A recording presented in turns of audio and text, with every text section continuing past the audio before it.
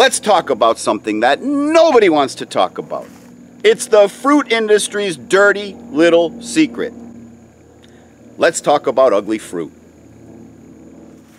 These two Hull avocados are identical, except for this one is nice and shiny and symmetrical. This one's dull, has a little bit of scarring, a little bit of staining, a couple nicks and bruises. They're the same size.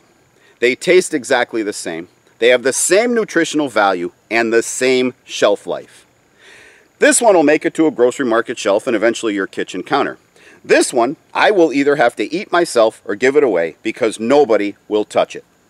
This one is considered an ugly fruit. Americans won't buy ugly fruit. They think there's something wrong with it.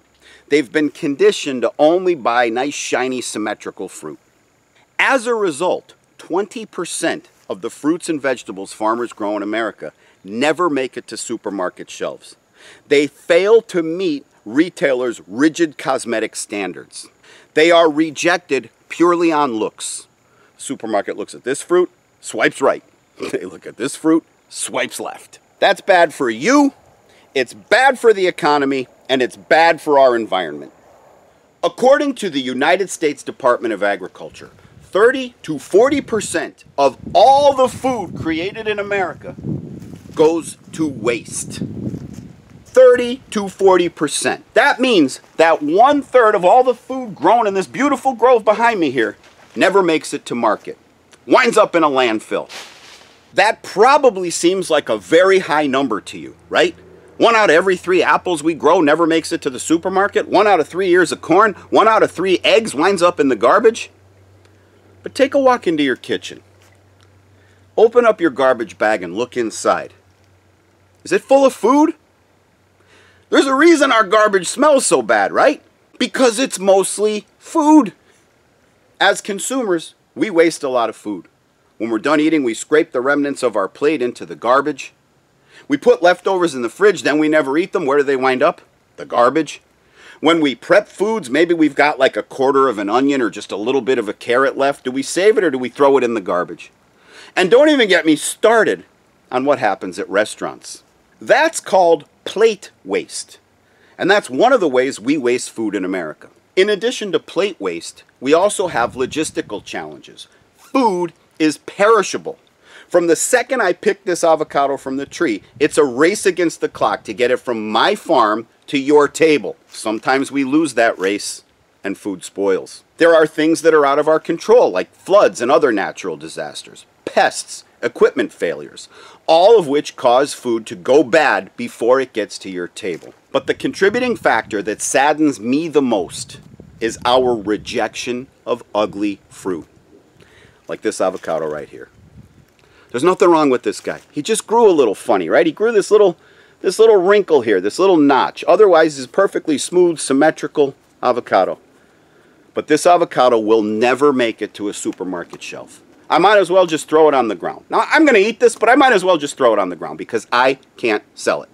As I said earlier, food waste hurts you, it hurts the economy, and it hurts the environment. And the way it hurts you is it hits you right in the wallet.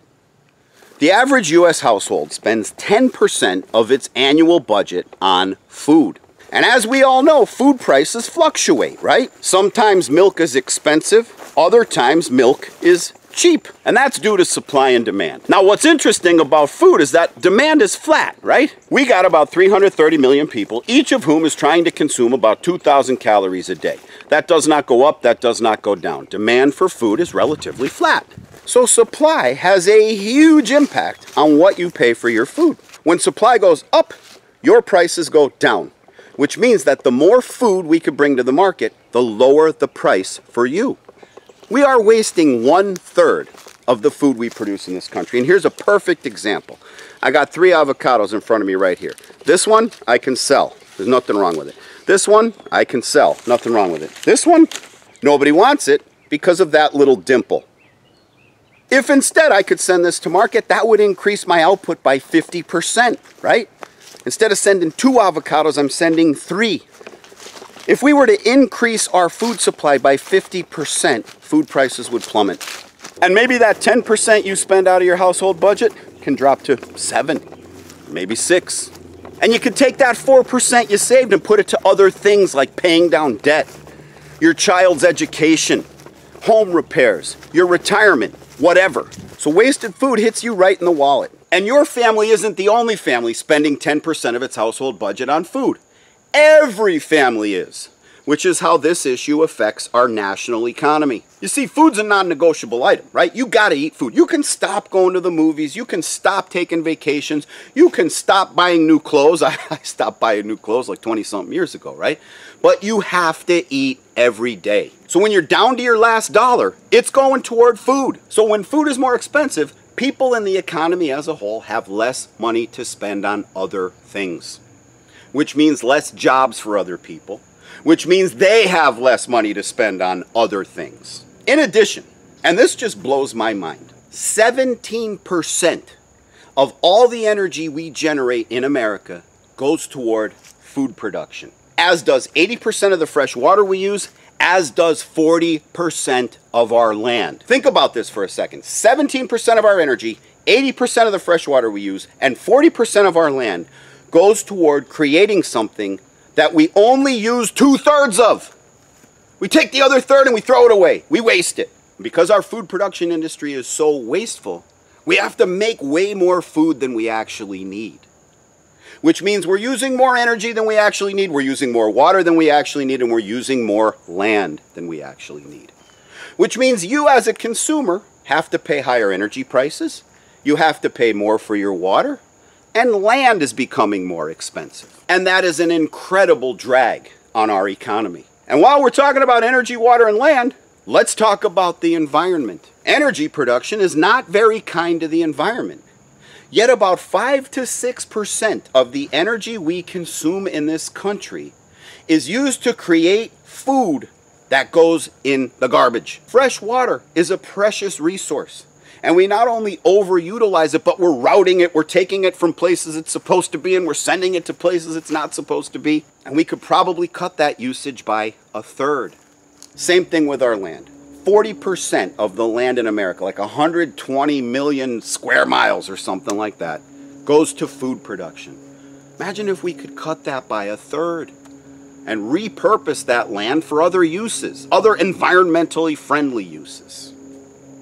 Now, one of the major contributors to this strain on your budget, to this strain on the U.S. economy, and to this strain on the environment is the fact that you would rather buy this avocado than this avocado. If we would just become more accepting of ugly fruit, we could cut your household budget, we could help the economy, and we could help the environment. And the best part is this is in your hands. This is something you could do. You don't have to protest. You don't have to write your congressman. You just have to do 2 things. Number 1, don't be as choosy. Don't be as choosy about the fruit you select. Take home an ugly fruit every now and then. And number 2, don't buy more food than you're gonna eat. At some point, the retailers will catch on. They don't care about clean fruit versus ugly fruit. They just want to sell something you will buy. If you buy it, they'll sell it. And we need to let them know that we are willing to buy ugly fruit.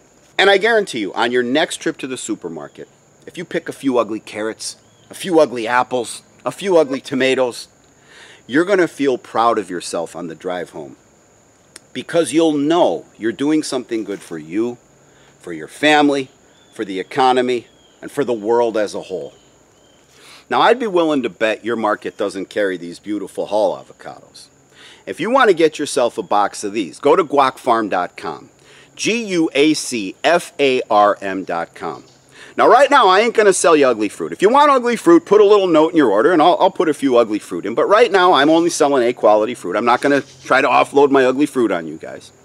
But if you'd like to try some Halls or Choquettes, Monroes, something other than a Hass avocado, go to guacfarm.com. While you go out to guacfarm.com to get your box of fruit, I'm going to head in the house and cut myself up an avocado. An ugly avocado. And I will see you on the next video.